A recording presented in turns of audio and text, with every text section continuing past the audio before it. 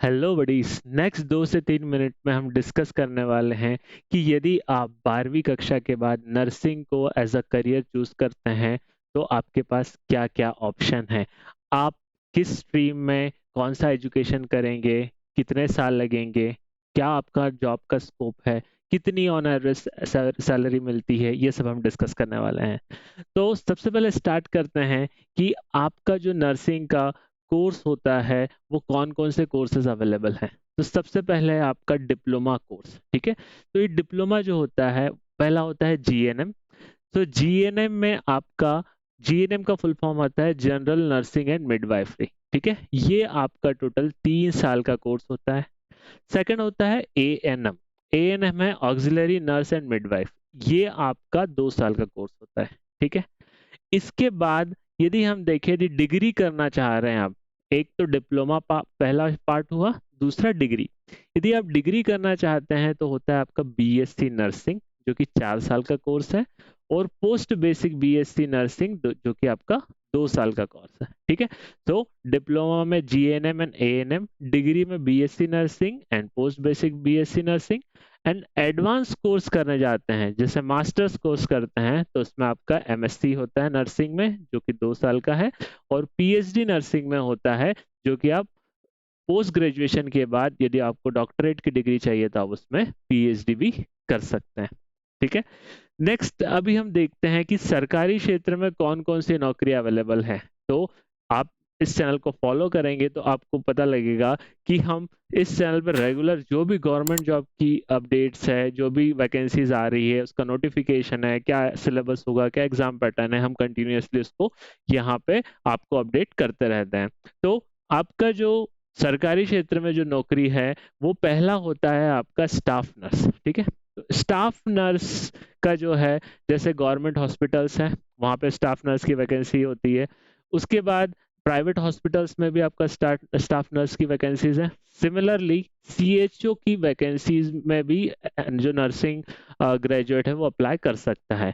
तो आयुष्मान भारत योजना के तहत जो कम्युनिटी हेल्थ ऑफिसर की वैकेंसीज निकलती है, वहाँ भी आपका नर्सिंग डिग्री कैंडिडेट जो है वो अप्लाई कर सकता है। तो स्टाफ नर्स, सीएचओ। और तीसरा होता है कि जैसे और भी वैकेंसीज निकलती है, जैसे एम्स, रेलवे के हॉस्पिटल्स में, ईएसआईसी की हॉस्पिटल्स में, तो यहाँ की वैकेंसीज के लिए भी नर्सिंग डिप्लोमा और ग्रेजुएट्स अप्लाई कर सकते हैं, ठीक है। अभी निजी क्षेत्र में कौन कौन से अवसर है, मतलब प्राइवेट सेक्टर में आपका कौन सा हो जाएगा। तो प्राइवेट हॉस्पिटल्स, जैसे हर शहर हर गांव में कुछ प्राइवेट हॉस्पिटल्स होते हैं, वहाँ पे staff nurse as a nursing cadet आप वहाँ पे जॉब कर सकते हैं। दूसरा होता है आपके नर्सिंग होम्स। नर्सिंग होम्स में, क्लिनिक्स में, जो भी बड़े बड़े डॉक्टर्स से क्लिनिक्स है, वहाँ भी एक्सपीरियंस्ड और फ्रेशर नर्सेस की जरूरत होती है to assist the doctor, doctor के साथ असिस्ट करने के लिए।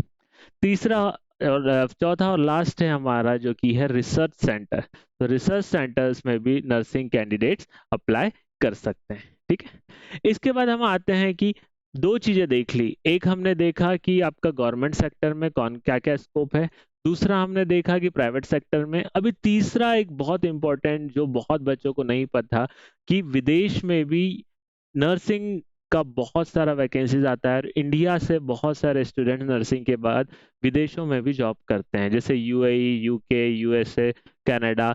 इन सारे देशों में नर्सिंग ऑफिसर के लिए आपको, यदि आपने नर्सिंग की डिग्री किया है, डिप्लोमा किया है, तो आप वहाँ पे भी जॉब कर सकते हैं। अब वहाँ कैसे अप्लाई करना है, कैसे वैकेंसीज मिलती है, मैं आगे इस चैनल पर कंटिन्यू आपको बताते रहूंगा, तो आप चैनल को सब्सक्राइब देता रहूंगा।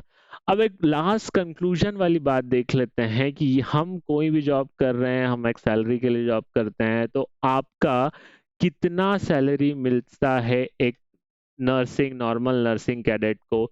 तो आपका स्टार्टिंग सैलरी जो होता है वो 15,000 से 30,000 होता है। जैसे आप एज अ सीएचओ भी ज्वाइन करते हैं तो आपका अराउंड 22,000 से 28,000 तक का सैलरी होता है। उसके बाद जैसे जैसे आपको अनुभव हो जाता है तो प्राइवेट हॉस्पिटल्स में भी सैलरी अच्छा बढ़ जाता है, 50,000, 60,000 से 1 लाख तक। और यदि आप विदेश में जॉब करते हैं तो यही आपकी सैलरी 2 लाख से 5 लाख के बीच में हो जाती है, ठीक है। तो ये था सारा अपडेट्स एक बेसिक नर्सिंग परस्यू करने वाले कैडेट के लिए, कैंडिडेट के लिए, कि क्या क्या डिग्रीज हो सकती है, क्या आपको स्ट्रेटेजी लेके चलना पड़ेगा कि आप डिप्लोमा करना है या नर्सिंग ग्रेजुएट बनना है, उसके हिसाब से आप डिसीजन ले सकते हैं।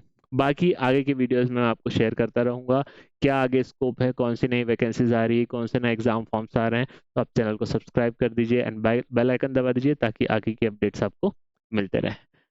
Thank you.